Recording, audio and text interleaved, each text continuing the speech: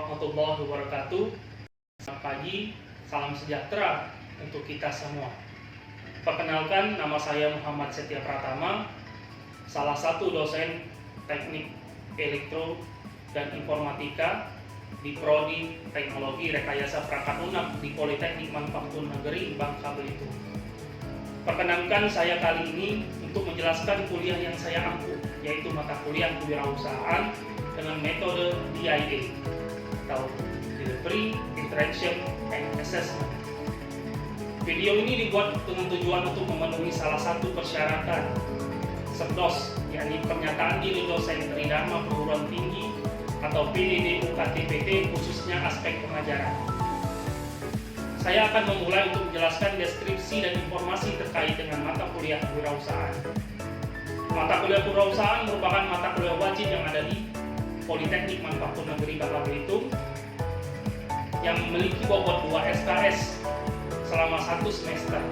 Deskripsi mata kuliah ini adalah memberikan pemahaman soft skill dan memanfaatkan dalam berwirausaha yang mampu memanfaatkan peluang, mengajarkan bagaimana mengubah mindset dalam berpikir untuk membuka lapangan usaha dan memahami situasi dan kondisi dalam mencetak wirausaha yang bermanfaat bagi masyarakat. Capaian pembelajaran lulusan pada mata ini adalah menginternalisasi semangat kemandirian, kejuangan, dan kewirausahaan. Kemudian mampu menerapkan dan memahami kewirausahaan yang berbasis teknologi. Kemudian capaian pembelajaran mata kuliah atau CPMK yang dibebankan pada mata kuliah ini adalah mampu mengaplikasikan konsep wirausaha berbasis teknologi mulai dari pola pikir atau mindset, ya, tahap memulai usaha, memanfaatkan peluang sampai dengan menggali ide bisnis. Kemudian yang kedua, mampu menganalisis proses manajemen pada usaha bisnis mulai dari human resource, marketing, sampai dengan financing.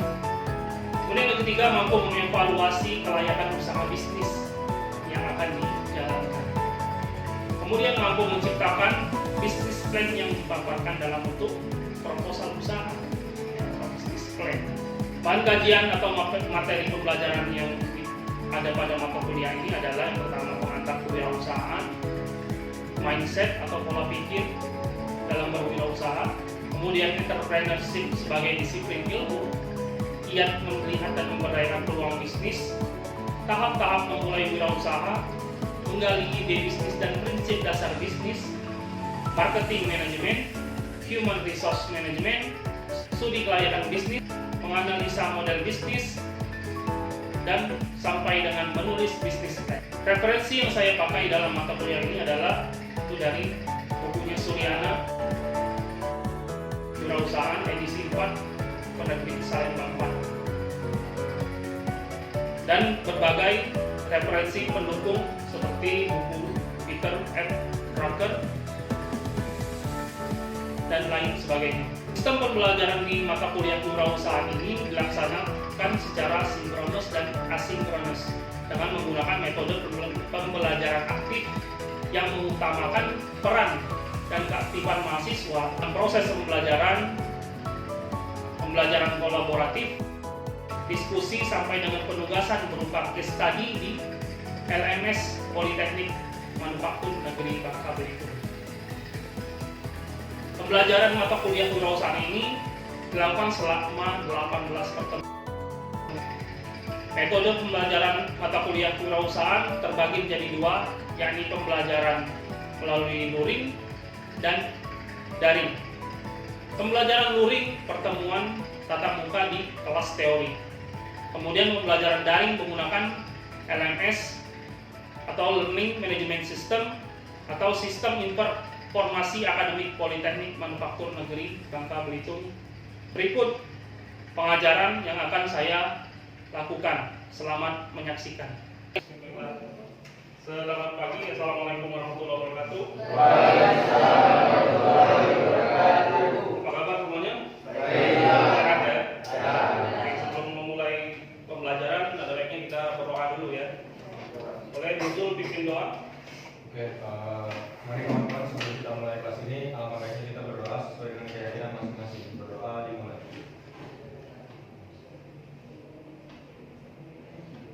Berdoa tidak pernah usai. Terima materi pada hari ini yaitu tentang menganalisa model bisnis. Yang akan kita pelajari itu adalah terkait dengan bisnis model kanvas. Ada yang pernah dengar? Definisi bisnis model kanvas itu bentuknya nanti seperti ini. Yang pertama kita harus tahu dulu apa sih itu bisnis model kanvas.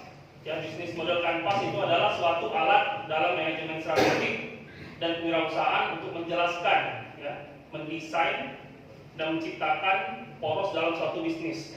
Jadi ketika kita membuat bisnis dalam model kanvas itu bisa menjelaskan secara keseluruhan.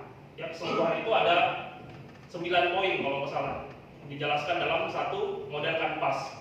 Jadi ketika kita membuat model kanvas itu dengan mudah menjelaskan nantinya. Ya, jelaskan misalnya dari proporsi nilainya seperti apa terkait dengan usaha yang kita pilih, kemudian cara promosinya seperti apa, ya, sampai dengan arus kasnya, ya, pendapatannya seperti apa. Ya. Nah, ini terkait dari definisinya. Ya. Nah, ini penciptanya siapa? Ya, bisnis model kanvas itu merupakan kerangka manajemen yang dibuat untuk merancang strategi bisnis yang akan dijalankan dengan 9 blok model bisnis. Artinya 9 blok ini sudah ditentukan oleh si Alexander Osterwalder, ya, seorang entrepreneur asal Swiss tahun 2005. Kemudian dibuat dalam sebuah framework sederhana yang mempresentasikan elemen-elemen penting yang ada di dalam model bisnis. Nah, jadi ada 9 blok model bisnis yang sudah ditentukan oleh si Alexander ini, sehingga kita mudah nanti membaca dalam bisnis model kanvas yang sudah tersedia. Nah, kemudian manfaatnya untuk apa? Ya, visual thinking. Ya. Artinya kita bisa dalam satu lembar kertas kita bisa langsung melihat semuanya, gitu. Ya, mulai dari awal tadi 9 proporsi nilai, gitu. Ya, dari channelnya, cara mereka melakukan promosi, kemudian terkait dengan produk-produknya apa saja, itu bisa dijelaskan dalam satu model kanvas. Ya. Dan manfaat selanjutnya itu dengan cepat melihat kaitan dari 9 komponen bisnis. Yang kita bisa mengaitkan antara komponen satu dengan komponen yang lain. Ya, itu manfaat selanjutnya. Kemudian yang ketiga itu tim dapat menyampaikan ide pikirannya dengan ringkas. Artinya kita nggak perlu menuliskan narasi panjang-panjang. Kita hanya menuliskan ya satu lembar aja. Kita buat model kanvas, kita isi apa yang sudah menjadi format komponennya, 9 komponen tadi. Dan membantu menguji konsistensi hubungan antar komponennya. Nah, ini manfaat selanjutnya. Kemudian bentuk visual dari bisnis model kanvas memudahkan startup untuk membaginya dengan partner atau rekan kerja. Nah, ketika kita mempunyai bisnis model kanvas itu kita mudah untuk share ke rekan kerja atau partner, sehingga bisa memahami apa yang akan kita jalankan, ya, usaha yang kita jalankan dari 9 komponen bisnis yang sudah ditentukan tadi. Ya. Nah, salah satunya itu ada customer segment. Ini salah satunya. Ya, customer segment ini misal kita baginya menjadi 2. Ada yang menengah ke atas, ada yang menengah ke bawah, gitu ya.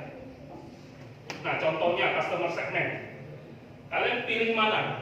Mie gacoan atau bakmi GM dengan kondisi misal kantong kalian sekarang. Yang memungkinkan kalian beli itu bisa tiap minggu, yang mana? Mie gacoan. Karena ya, mie gacoan itu rate-nya dari 9.000 sampai dengan 10.500. Kalau bakmi GM itu rate-nya dari 30.000 sampai dengan 60.000. Nah, nanti setelah itu kan dibagi segmennya, tapi sama-sama mie gitu, ya, sama-sama jualan mie.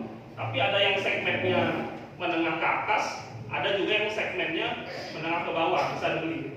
Nanti setelah kalian kerja, punya pendapatan sendiri, misal punya pendapatan anggaplah 7 sampai 10 juta, itu akan mempengaruhi pembelian kalian seperti apa. Pasti akan berubah, nggak mungkin migacuan terus gitu, pasti berubah ininya. Ya. Misal udah punya pendapatan sendiri sampai dengan 10 juta, ya berubah, pasti seleranya berubah. Ya saya milih bakmi GM aja. Ya, ada terbagi gitu. Ya walaupun pemilihan ini tetap kepada selera masing-masing. Ya. Itu yang pertama, ada customer segment. Nah, kemudian ada selanjutnya itu value proposition atau proporsi nilai. Ya, value proposition bisnis model kanvas itu adalah nilai-nilai yang ingin ditawarkan suatu layanan kepada konsumen. Nah, saat menyusun elemen ini Anda perlu memperhatikan hal-hal berikut.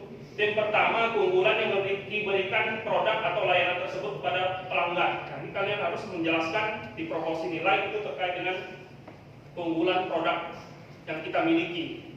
Ya. Dan yang kedua, alasan konsumen harus memilih produk Anda dibanding kompetitor. Misal kalian punya produk, kenapa konsumen harus memilih produk Anda dibanding dengan produk yang lain? Ya. Itu harus ada di dalam value proposition. Yang selanjutnya, manfaat yang akan didapat konsumen ketika menggunakannya. Ketika kita membeli suatu produk, itu bermanfaat nggak bagi kita? Ya. Nah, ini harus dipenuhi ya. Untuk value proposition itu sebenarnya ada 11 aspek kalau salah menurut Alexander.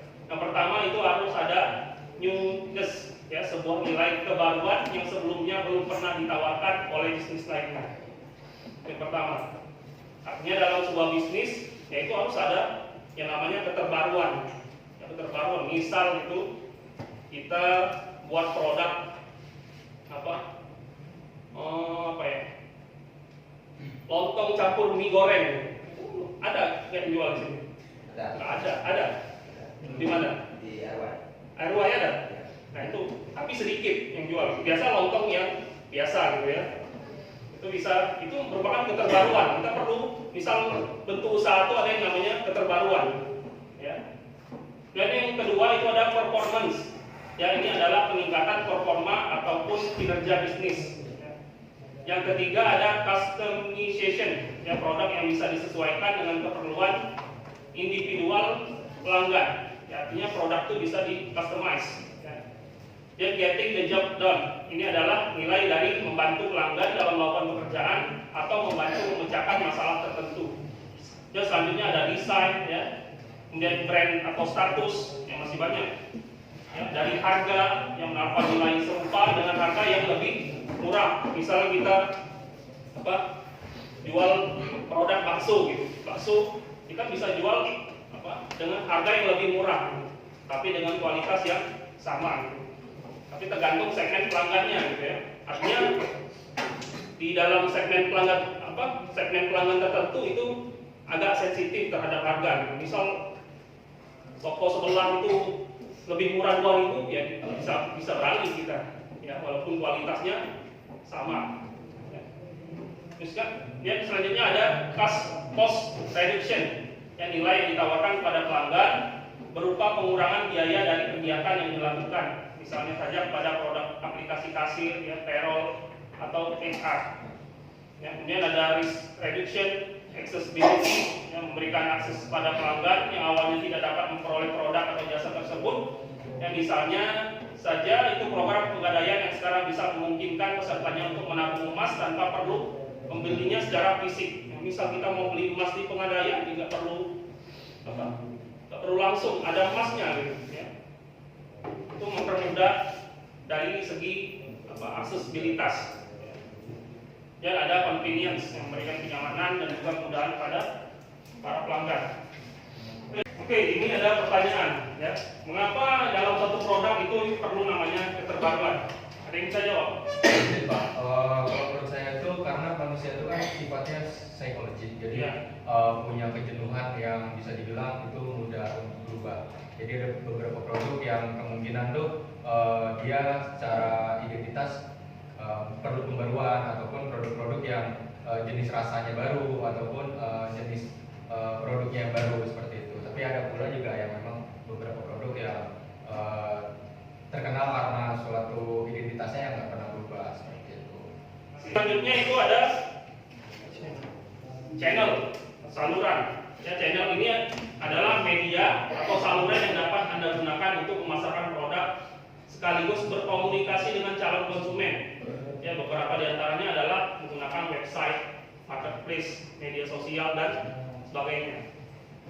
Yang bisa dilakukan itu yang pertama ada sales force. Ya, penjualan itu dilakukan oleh karyawannya sendiri.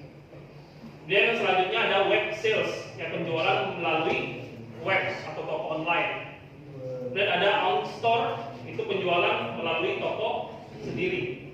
Dan ada partner store, penjualan melalui toko partner atau mitra kerja. Dan selanjutnya ada wholesale, itu penjualan melalui grosir.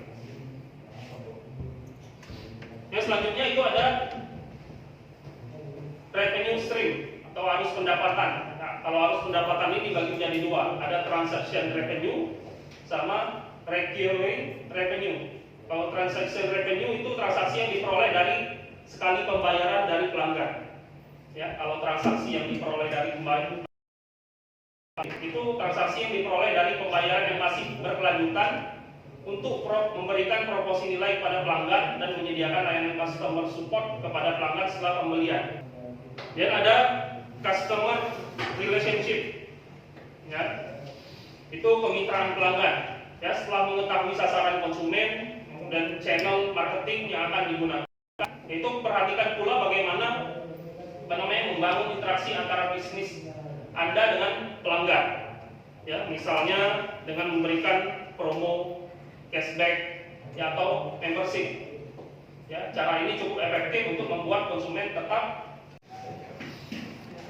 Oke, selanjutnya itu ada yang namanya aspek customer relationship atau kemitraan pelanggan.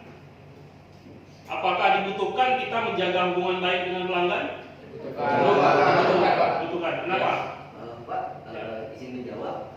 Di sini kenapa aspek kemitraan ini diperlukan?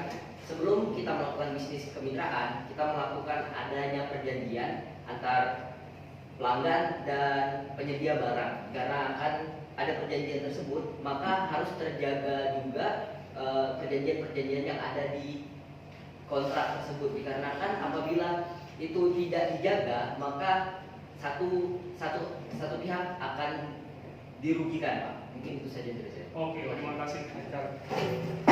Ya, selanjutnya itu, selain itu kunci sukses dari bisnis model Kanvas ini adalah pahami cara memberikan pelayanan yang terbaik kepada pelanggan. Ya, terutama dalam hal menjawab pertanyaan, menerima kritik dan saran, serta menanggapi komplain. Ya, ini harus dipenuhi gitu ya, dalam customer relationship. Terus selanjutnya ada key resource, itu sumber daya utama, yaitu di mana aset dan sumber daya ya, yang digunakan untuk menjalankan bisnis. Ya, elemen ini dibagi menjadi 4 kategori. Yang pertama itu kekayaan intelektual, itu meliputi paten, merek, hak cipta, sampai dengan rahasia dagang. Kekayaan intelektual. Kemudian selanjutnya ada fisik, misalnya komputer, mesin, kendaraan, gedung. Kemudian selanjutnya ada financial, keuangan, yang meliputi kas, saldo tunai, kredit, piutang, dan sebagainya. Kemudian ada selanjutnya yang SDM, yakni para pekerjanya. Nah, itu perlu diperhatikan. Ya. Kemudian ada key activities, aktivitas utamanya seperti apa? Ya. Kegiatan key activities itu dalam model Kanvas, yakni kegiatan-kegiatan yang akan bisnis Anda lakukan dalam mencapai target dan value bisnis. Ya, saran perancangannya itu perhatikan juga beberapa hal berikut. Yang pertama itu bagaimana cara mendistribusikan produk. Kemudian aktivitas apa saja yang dibutuhkan agar konsumen puas. Kemudian yang ketiga itu seberapa banyak tenaga ahli dalam bisnisnya. Ya, aktivitas utamanya seperti apa di dalam bisnis. Nanti itu kan dijelaskan dalam model Kanvas. Dan ada yang namanya key partnership, mitra utamanya. Ya, mitra utamanya siapa gitu ya? Kalau kita dalam berbisnis, ya. Kalau key partnership itu membentuk kerjasama dengan mitra lainnya dengan tujuan untuk mengoptimalkan bisnis. Ya. Tujuan kita bermitra ya tujuannya pasti untuk mengoptimalkan bisnis, ya, mengurangi risiko dan memiliki daya saing yang tinggi dengan para kompetitornya. Ya, key partner bisnis model kanvas itulah hubungan kerjasama dalam rangka memacu kelancaran arus bisnis maupun pengorganisasian layanan sesuai ekspektasi usaha. Biasanya di bagian ini Anda harus menentukan mitra, pemasok, atau distributor dengan menjabarkan daftar kegiatannya. Ya, ini merupakan key partnership. Ya. Mitra utamanya harus ditentukan. Nah, misal dari cost structure, ya, dari struktur biayanya itu ada cost driven sama value driven. Kalau cost driven yaitu model bisnis yang fokusnya pada penekanan biaya serendah mungkin. Ya, pasti kalau dalam bisnis kita pengen biaya itu bisa ditekan seminimal mungkin. Ya, pendekatan ini tujuannya untuk mempertahankan struktur biaya ya, agar lebih ramping dan menggunakan proporsi nilai dengan harga yang rendah. Ya, kalau value driven itu perusahaan yang tidak terlalu mementingkan biaya yang akan muncul ketika mendesain sebuah model bisnis dan lebih fokus pada penciptaian nilai. Dan pemetaan biaya itu sesuai perencanaan bisnis yang sudah dibuat, kemudian tetapkan perkiraan mulai dari nominal terbesar ya, kemudian memberikan keterangan cara pengelolaan agar berjalan efektif, dan jangan lupa Anda juga perlu membuat pembukuan dan laporan keuangannya. Selanjutnya itu dari apa yang sudah Bapak jelaskan tadi, 9 komponen yang harus dipenuhi dalam bisnis model kanvas itu kita akan buat menjadi seperti ini ya. Ini ada di depan.